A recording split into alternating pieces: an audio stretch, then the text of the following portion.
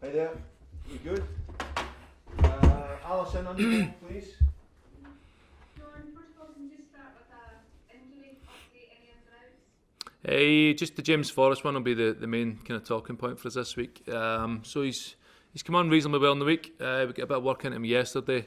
Had a bit more of a down day today, just to recover, and then we'll have a go at him tomorrow, just in terms of where he's at. So it'll be a very late call, but just with the position we're in and the magnitude of the game, we'll give it for as long as we possibly can and make a decision that late. Is it a relief for James, I suppose, in the sense that worst case he maybe only misses this game? Yeah, he's not going to have much time. Even if he doesn't make this game, then it'll not be too long out. So we're hopeful. We'll keep our fingers crossed. We'll get as much work into him over the coming days, and then we'll make a decision, even if it's late on Saturday or into Sunday. John, I don't know if you've seen Borna Barisic's comments from this morning at all. He's suggesting that you are being disrespectful and maybe talking nonsense by suggesting that Celtic are still the best team on their day. Yeah, well, that's a matter of opinion. My take on it was, and again, I've seen little comments about this in terms of people take part of the comment and it's careless. People go and make a story and a headline out of taking the comment out of context. I was referring to us going into a cup game, and on our day we can still be the best performing team in the country because we've got that level in us. So that's purely what it is. And several times along in my time there in the last few weeks, I've commented on Rangers thoroughly deserving to win the league because they've been the most consistent team. They've racked up the most points and they've been more consistent performances. So I've shown full respect to Rangers for what they've done. I'm entitled to say that on any given day, especially going into a cup tie against Rangers, I fancy us to be on our day, come out on top. And that's purely what it is. People sometimes take a small part of that statement and twist it and turn it into whatever they want to suit their own argument. And that's careless for me. So, to bring a bit of clarity to that, Rangers deserve to be the champions this season because they've been more consistent than us. Become a cup game, if we hit top gear and we can perform well, I fancy us to be able to go and win the game. John, Celtic obviously with a scintillating 6-0 victory against Livingston last time out. How close do you feel Celtic are being in terms of getting back to their best? Yeah, I think we're close. I think performance-wise we've been good, much more consistent. With dominating games, we're in lots of play, creating a lot of chances and not giving too much up in their own box, their own goal. So there's lots of positives there, but again, it'll be a tough game. A cup match, you can't make any mistakes.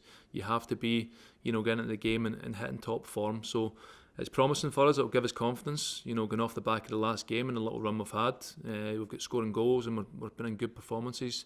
Players are finding the form as well. So, it leads to a very exciting game, but we know that, especially going to Ibrox and the magnitude of the game, that we have to, make sure we're all concentrated, we're all doing our jobs, and hopefully we come out with a very good performance and result.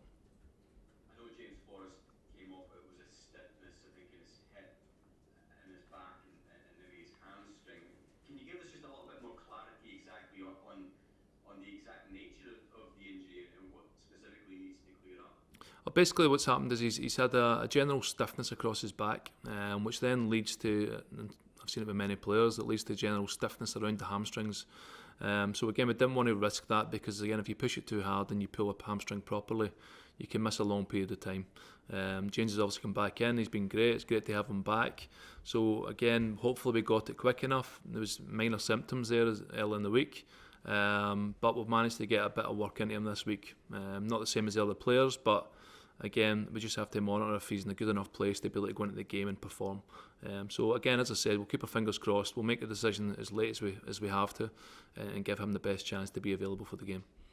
From a personal point of view, John, does this feel like the biggest football match of your career coming up this weekend? Probably every game you've kind of looked at recently has been a bit like that, in terms of approaching the next game. Again, not knowing really what's beyond that.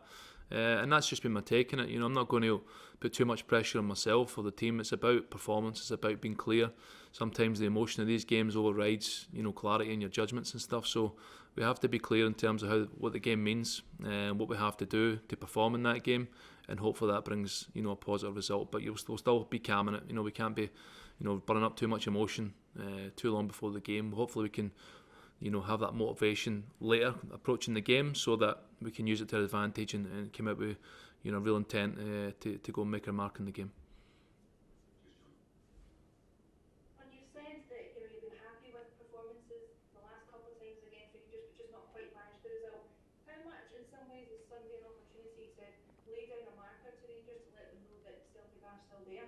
Yeah, I think it's always works. I think even when we've dominated in previous seasons, Rangers have probably had that mentality. They want to show themselves, to show that, you know, we're here and we want to compete. You know, it's hurt us as much as anyone in terms of losing our league title this year, again to Rangers. So again, when opportunities come up like this, especially in a cup match, it's about how you go into the game and how you then, you know, present yourself.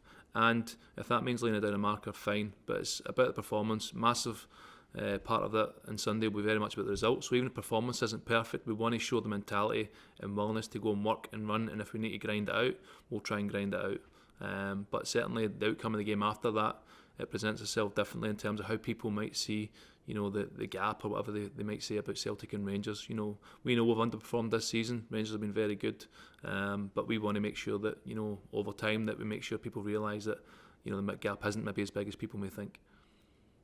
Someone that's become a part of the plans has been Stephen Welsh, who we've just spoken to, and he talked about how influential you've been on his career and of late on his confidence as well. What is it that you see in Stephen in terms of his playing going forward, what he can become? Again, biggest one for Stevens probably is not just ability but mentality. You know, I've seen it here with numerous players. You know, you have to have a strong mentality to play at Celtic. You have to be very stable, you know, and be able to control your emotion, and he does that extremely well.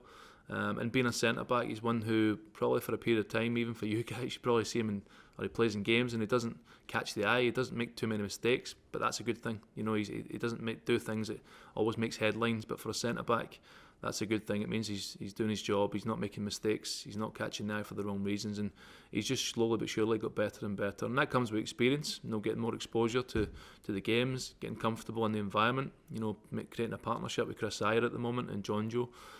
So he's becoming more and more comfortable in the environment, but he's the type of guy every day who just pushes himself to better himself. He always wants more information. He'll work ever so hard on the training pitch to improve his game, and I think, you know, that's only come through again because of him. We help him, you know, as coaches, we guide him along that pathway, but players have to take the responsibility themselves to push themselves, and he's did that, and it's no surprise he's reached the levels he has because, you know, he had that in his locker. But, you know, terrific for him, delighted he's committed his future to the club. You know, he's in a very good place at the moment. He recognised that. You know, credit to him and his agents and the guys in terms of the deal. It was a very simple deal to do because they see the big picture. You know, they see what the club's provided him, the opportunity, the magnitude of it means so much to him. You know, it was a very, very easy deal to get done, and that's good for both Stephen and ourselves. Another key player that's coming to the end of his time in Celtic is Scott Brown. Is there a feeling in the squad as well that, you know, you want to make progress in the competition to make sure that he bows out with a trophy in his hand? Yeah, it'd be nice, and I think Scott would be certainly deserving of that. But again, we don't want to be too emotional and make that the pure control. If we can use it as part of our motivation, then great. You know, we'll do that. But, you know, certainly Scott's had a really successful time here. You know, even currently, his current form, I think he's playing very well, doing an excellent job in his role in the team, and as he always does as a captain. You know, but we just have to concentrate on the team. The team's the most important thing. You know, it can't be about Scott Brown. That'll be, you know, beyond that, it'd be great for him, but we have to concentrate on what wins us a game, and that's the most important thing.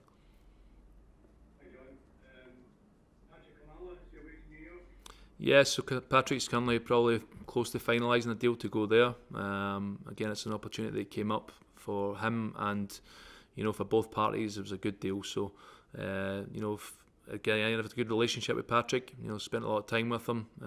He's a very hard-working boy, and, you know, wish him all the best when that gets finalised. So I would imagine in the next, you know, few days that something will come out of finalising that deal.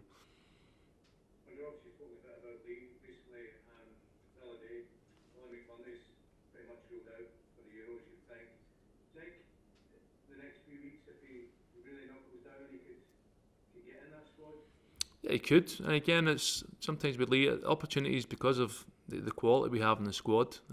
It's not always easy to get everyone game time, you know, and very much for Scotland, they would love a Lee Griffiths firing, but for us, we have to continue to make the right decisions for each game. You know, and Lee's trained; he's not missed a session. You know, in the last period of time, for as long as I can remember, he's trained every day. He's working hard. Game time's been hard to come by, down to just decisions in games or decision getting into games. So he just has to keep working and make himself available, you know, and then we'll see what develops over the coming weeks, and then Steve will have a decision to make on that.